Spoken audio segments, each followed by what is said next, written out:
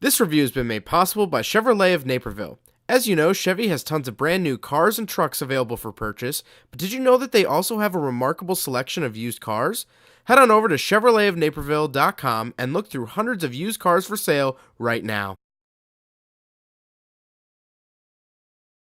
Alright, what's up guys? My name is Zach and today I'm driving a 2014 Chevy Corvette 3LT. Up front is a 6.2 liter V8 and down below is a 7-speed manual transmission. If you'd like to read more of my thoughts, head on over to carmarshal.com/overdrive.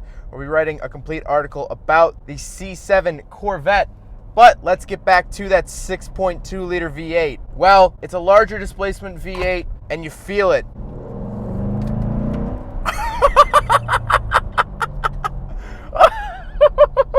That wasn't even giving it the beans either. It's up to temperature.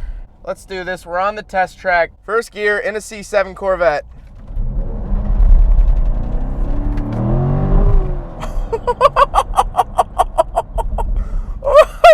We struggled for traction, but once we found it, we're going to the moon, baby.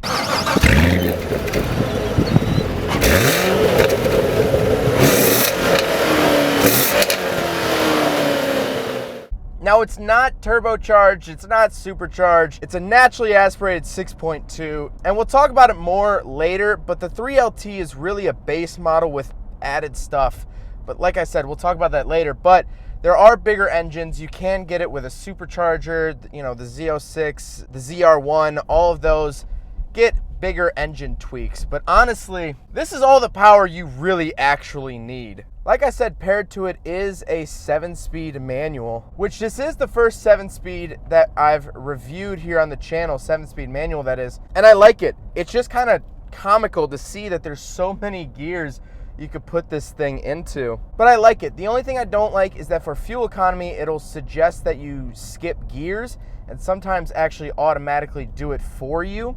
So it'll kind of guide you into fourth when you're coming out of first. Try to save fuel. I don't like that. I really don't. But last but not least, the Corvette is rear wheel drive. So let's talk about the interior. Well, in front of me, I actually have digital gauges. I really like this. I think they're very easy to read. They're slightly laggy, ever so slightly laggy, or at least that's how they appear. But I like that they're very clear, very easy to read. To the left, I actually do have an analog gauge for my speed, which goes all the way up to 200 miles an hour, which is kind of crazy. And then on the right, I do have my fuel and my coolant temperature. On the steering wheel, I get cruise control. My favorites on the back of the steering wheel is actually rev match. So what this does is this toggles on and off automatic rev matching. When you come, say, fifth down into fourth, you don't actually have to blip the throttle. The car will do it on its own, which I think is really nice. And then you have phone controls, stuff like that, volume on the right of the steering wheel. Up above the gauges, we actually do have a heads-up display. I really like this. I can have just speed in digits. I can have my speed on a tachometer with G's.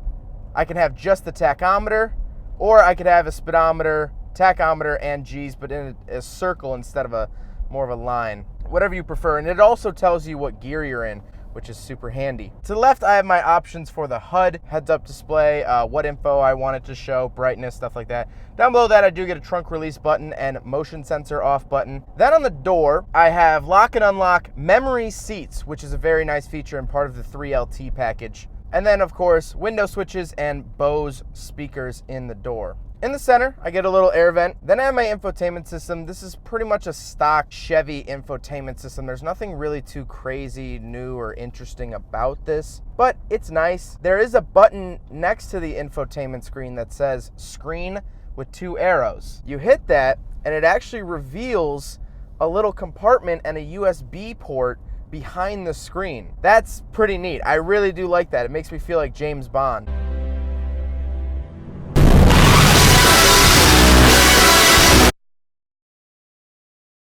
Then we have climate controls, nothing crazy here. We do have heated and cooled seats. One thing about the climate controls that I really like that I don't know if I've seen in anything else, the passenger actually gets their own readout for their fans. High, low, it'll say it, and also they have their own heated seat controls over there. Even though there's some on the center console, they also have their own, which I think is really, really neat. Then we get a nice little plaque that says Corvette Stingray. I like this added little emblem. It reminds you that you are driving something that's, not a Honda Civic. You're driving a Corvette. You're driving something with a lot of pedigree, and I really like that. Then to the right of the shifter, before we talk about the shifter, there's a cigarette lighter or 12-volt port, whatever you guys want to call it. But when you press it, it actually just pops up. Again, it's very James Bondy, very hidden gadgety, and I really like that.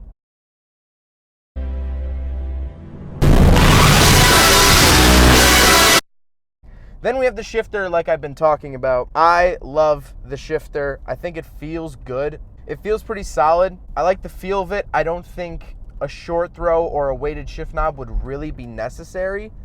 But of course, everyone has their own cup of tea. Then down below that, electronic parking brake and mode select. So we have a couple different modes here. Right now, I've just been cruising around in touring, but we have weather, which is like, basically it's gonna numb it down, put all of the traction controls on high alert for, driving in the rain or possibly even driving in the snow if you're an absolute madman like Andrew Steen. Then we have eco mode. We have touring. It's going to be soft, kind of kill the throttle a little bit, nothing too crazy. Then we have sport, and then we have track. Now track is going to turn all of the nannies off. You are on your own when you're in track mode. And that's all selected through that lever below the shifter. The seats are pretty comfortable. They are perforated leather. They have decent side bolsters. It's nothing like a race car, but it is a lot sportier. It holds you a lot better. And being a bigger guy, these are not uncomfortable. It's hard to find good sports seats that feel good being a larger guy like myself, and these seats are great. There are no back seats, so we won't be doing a back seat review, but you do get a very nice sized hatch. I'm always really surprised by the hatch that you could find in Corvettes. Overall, the interior actually is really nice. I've always talked about how Chevys have been plagued with parts bin. Even the C6 Corvette that I drove, the Z06, I felt like all the parts were taken from other Chevys. It's not the case in here. This definitely feels like its own thing. Sure, the window switches look like they're out of the Cadillac, but that's the Cadillac. The key is the same as the Cadillacs.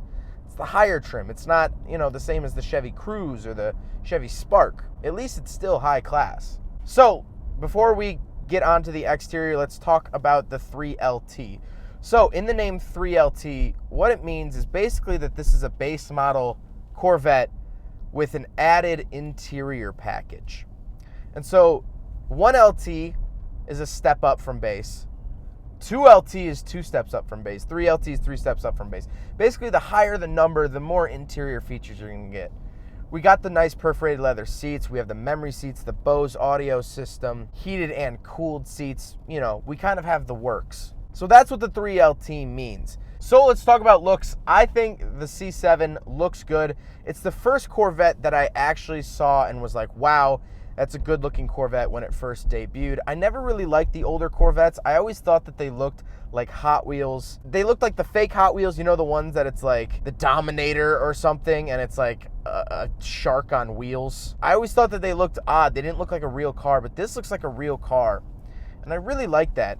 I think the black looks good. I like the rims. I'm not a huge fan of the red accents, but this is just this particular car. And overall, I have to say that it's a good looking vehicle. I think it's very recognizable that it is a Corvette, and there's something to be said about that. So now that we're getting towards the end of the review, let me tell you guys why this is my perfect Corvette. Because no, this is not a Z06 or a ZR1. This has the lowest horsepower engine offered in the Corvettes, in the C7s. But I drove a Z06, a C6 Z06, so the previous generation of this, and it was absolutely terrifying. I couldn't even wrap my head around hitting the throttle in that thing. And so yes, they're fun. Z06s are a ton of fun. It's fun to make a bunch of power, and I'm sure ZR1s are fun. But for me, I don't need all of that power. I don't need to impress my friends. I don't need to show off to anyone. This is a very fast car. This is a quick car through and through, without a supercharger, without the enhanced anything. Just as it sits, this exact Corvette is fast. And I think having a ZR1 or Z06, I think it'd get me in a lot of trouble. And going off of that, this is the 3LT. This has all of the creature comforts I could ever want. I have 2 different memory seats. I have the heated and cooled seats. They're leather. I have the nice audio system. Anything I could want luxury-wise, this car really has. The only thing that isn't good about this car is the fact that people will still say, oh, well, it's not a ZR1. Oh, it's not a Z06. And that's a shame. Because this on its own, this is a good car. And this is a fast car. And this is a fun car. Well, I hope you guys enjoyed the video. I hope you guys learned something about the 2014 Chevy Corvette C7. Huge thank you to Chevy of Naperville for getting me this review. You know, I went on their website and I saw that they had a Corvette. And I'm like, you know what? I gotta ask. And they said, no problem. So I showed up bright and early. They gave me the Corvette. This is absolutely awesome. This is very clean, very good example too. This was actually owned by an older gentleman who only drove it to Cars and Coffee on Sundays. So this has 4,200 miles. 4,200 miles. That's it. So this is a prime example of the C7, and I have Chevy of Naperville to thank for that. They have tons of used cars. If Corvettes aren't your thing, definitely still go check out their website. They have a bunch of other cars on the lot. If this car is still for sale by the time this video comes out, I will leave a link to it in the description below. But thanks again to Chevy of Naperville. Their information is up on the screen. But hope you guys enjoyed the video. Don't forget to rate the video, comment on the video, and subscribe if you really liked it. Take care, guys.